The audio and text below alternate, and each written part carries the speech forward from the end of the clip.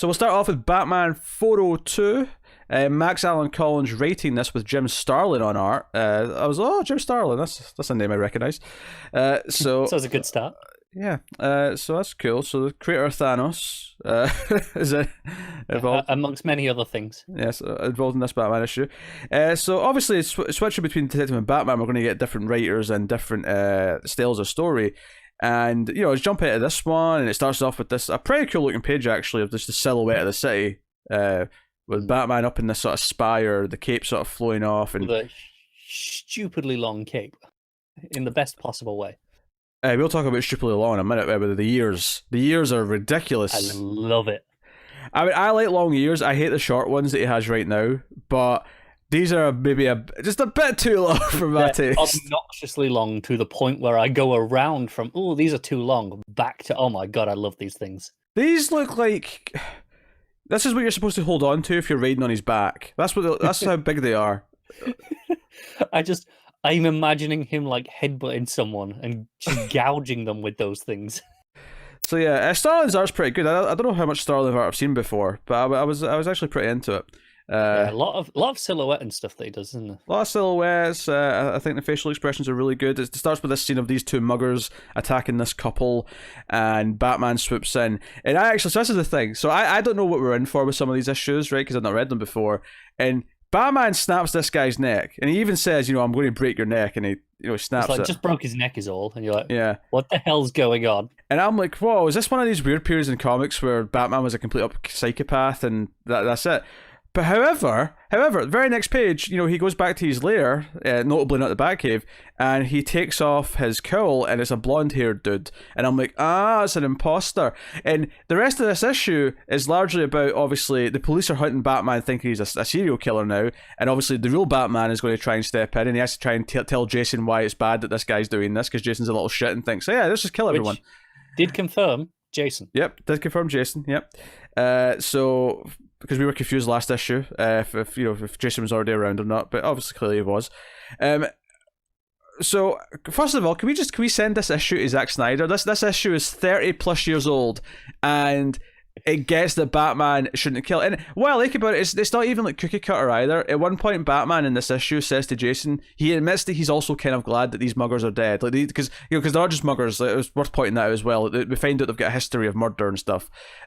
But he admits that, on a fundamental level, I'm kind of happy they're off the streets. Like, it's not that I don't have that kind of temptation. That's kind of always been the point with Batman not killing people, is that it would be too easy, that he could cross that line, because he understands why it's appealing. And I think what I actually really like here is the distinction he makes between killing and murder.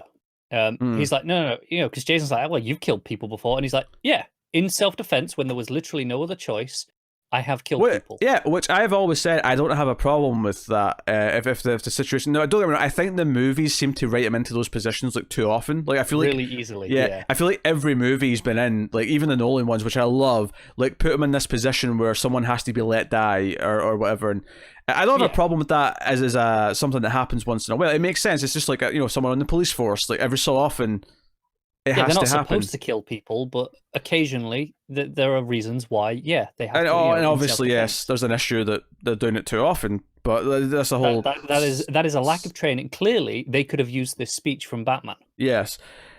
So I'm referring to American police there for the record. British police are actually pretty good about not killing people. For the most part. Rare. Yeah. So we stick with this fake Batman for a while. The police lure him in with the bat signal, and why the fake Batman's answering the bat signal is actually a good question. Well, I think it's answered as it goes on. He's delusional. Over the course of the issue, he believes he is Batman. Sure, he's not just kind of pretending and dressing up. He thinks he is Batman. And for the record, these long bat ears aren't just the fake Batman. Real Batman's they're identical. He looks the same. Yeah. I love him when like that first page where he shows up in silhouette with the muggers. Like that page, I love the long ears there. Like it works so well because of that, and it's something I saw someone recently say. It might have been Tynan in his newsletter or on Twitter in his Q&A talking about. Someone asked him, Batman, short ears or long ears, and he kind of brought up a point of, well, long ears are great because if you go too long, it's still very clearly Batman. It never gets to a point where you can't tell it's Batman unless you go ridiculous. Whereas ears, you can get to a point where it's short enough that if just by the silhouette, you're not necessarily certain. It's Catman. Well, it could be, yeah. Yeah. I think is the point. If they're short enough, I mean, who knows? So and then I saw this with the silhouette, and I was like, I really appreciate that point now. Yeah, so the news press are all like saying, "Oh, Batman's a murderer now," and the real Batman's with Gordon, and Batman's like, "Hey, Gordon, now go along with the witch hunt. Don't pretend to be aligning yourself with me, and that way you can give me some information, and we'll figure out who this imposter is." And one of the things I actually like, this issue is actually a little bit deeper. I mean, given what we've already talked about his stance on killing and murder and his speech that he gives to Jason, but also the idea that he runs into like a civilian at one point who just assumes the civilian thinks Batman has been killing people, and he says, "Oh, don't worry, Batman, I won't turn you in. I think it's good that you're killing those bastards. They deserve what's coming to them." And it's this kind of awkward little tense moment for Batman where he's kind of disappointed that someone says that to him. And I actually kind of liked that. There was layers there, and that was kind of good. So but yeah, Jason's a little shit. Jason's the worst. I'm shocked. Jason's like, we should be helping this guy. It's like, nah, Jason, calm down. What are you doing? So yeah, and it turns out this guy, like, he's going after all these people who were let off in technicalities as we go through the issue. Batman he gets information from Gordon. He's in one of his disguises, which Gordon realizes actually. Gordon knows that it's Batman in the disguise. There's that great moment at the end where the clothes are left on the alleyway and like Batman's the silhouette or the shadow is just on the ground, walking away from him. There's a neat touch. I do like that. He goes. The security guard he talks to, and then he goes to where the guy lives with his mother, and the mother like actually thinks it's her son because she's like, "Oh, you've been sneaking out as Batman every night. Come on, come back to me, my son." Like, really, really, really weird. But no, good. And he finds that he's got like all these newspaper clippings of all these like crimes and murders, and obviously this is what he's been going after. But yeah, so it's a decent enough time, I think. The main plot.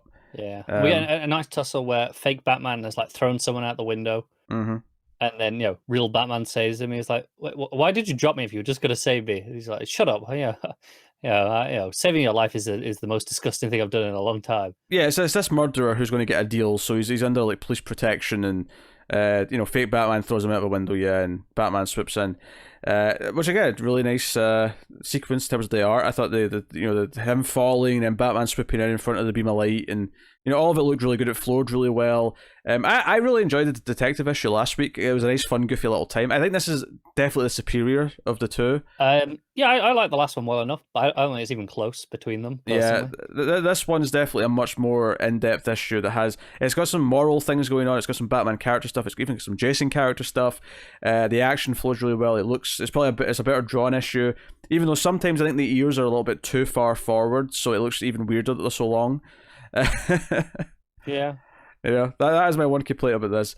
But no, I dig it. We also find out as well, actually, that so that this guy, this fake Batman, he lost his like wife and daughter to a murder or whatever. I think presumably someone who got on a technicality. Yeah, and he called his daughter Robin. That was one of the things we heard about. He always liked Batman because he called his daughter Robin. So that was always the thing.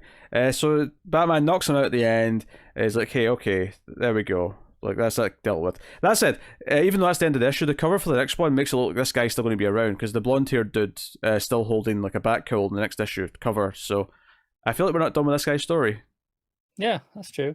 Because then we've only got this next issue, and then we're on to year one. So it's kind of a interesting two-parter in some ways. Yeah, I'm kind of into that. But yeah, and Batman sticks around and says, "Nah, I need to clear my name and hand in this fake Batman, so everyone knows it's not me." So yeah, I really enjoyed this issue. Batman 402 was a little winner. I agree, and it ends on that big existential question of Batman going, "After all, who am I but just another guy who thinks he's Batman?" I'm like, yeah, okay, this is working for me. Yeah, no, I like this issue quite a bit. Obviously, I mean, I've read year one a few times, so once we get to 404, it's more familiar ground. Yeah, we're in familiar territory. Once we get past year one, it's going to be unfamiliar for a long time. Yeah, probably until like Death in the Family. I've not even read that. Oh, have you not? No, I've not read Death in the Family. Oh, okay, okay. I've read that. Um, the earliest thing I've read might be Nightfall. You know, in terms of this era, I've read stuff in the 70s and stuff, but like, Yeah. after year one, the first thing after that might be Nightfall. Might be.